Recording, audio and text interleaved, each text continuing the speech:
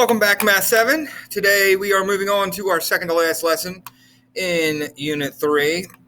Today we're solving inequalities with multiplication and division.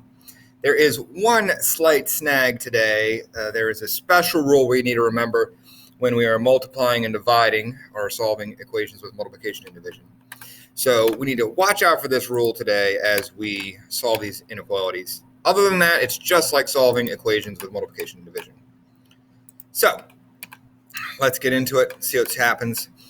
All right, so here we have 4 times x is less than 40. So normally, right, it's multiplication. We undo multiplication with division. So we're going to divide by 4, Boom, x is less than 10, right? 40 divided by 4 is 10. That's our solution. Over here, variables on the other side. So remember, when that happens, I recommend when you get your solution, just rewrite it real quick so that your variable is pointing on the left side so it's easier to read. Otherwise, you have to read the inequality backwards. So here it is divided by 7. So we're going to do the opposite of divide 7, which is times 7 to both sides. Those cancel. So 6 times 7 is 42. Is greater than or equal to x. Now, if you were to try and graph that, that'd be a little confusing. This is not wrong, but I recommend the alligator is eating the 42, rewriting the whole thing. So the alligator's still eating the 42. Notice that. See, it's pointing away from the x. X is less than or equal to 42. So if we go to graph this, we know that it's going to the left. All right. I don't know if that's left on your video or not, but go to your left when you graph that on a number line. Now, if you deal with a negative number, you're going to run into some trouble.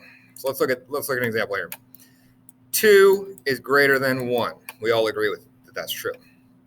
If I multiply both sides by a negative 2, let's see what happens. 2 times negative 2, normally, right?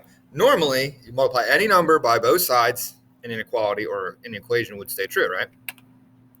2 times negative 2 is negative 4. 1 times negative 2 is negative 2. The problem is when you multiply an inequality by a negative, it is no longer true. Negative 4 is not bigger than negative 2 anymore.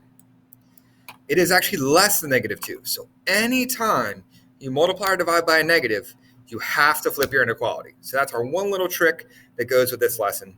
And you have to remember it for any time we have inequalities.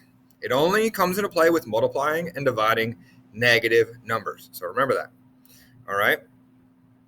Please remember that, or else you're going to be in trouble. It's not going to work.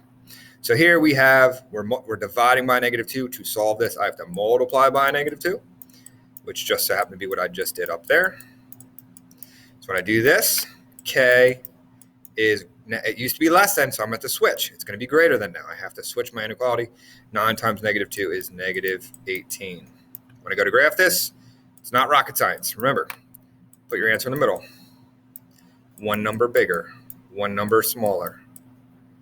It is not equal to, so it's open. Greater than is to the right. Remember, put the line right on the number line. Don't float it above it. Don't put the circle up here. Don't put your graphing up there. All right, let's look at a word problem. At a baseball game, you can get a single hot dog for $2.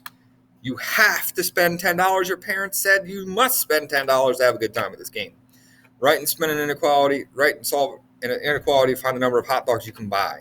So it's $2 for a hot dog, and you have to spend $10. Okay? I'm assuming maybe you can spend more than $10, right? Right? You can't spend less than $10. You can spend $10 or more, I'm assuming. Okay, so what's your one step? Divide by 2, because it was times $2 per hot dog. So you can get at least 5 hot dogs. Your interpretation is you can buy 5 hot dogs or more. Boom, we are done this lesson, and you are done this video. Have a great day. If you have any questions, see me in class. Shoot me a message on Canvas or shoot me an email. Talk to you soon. Bye.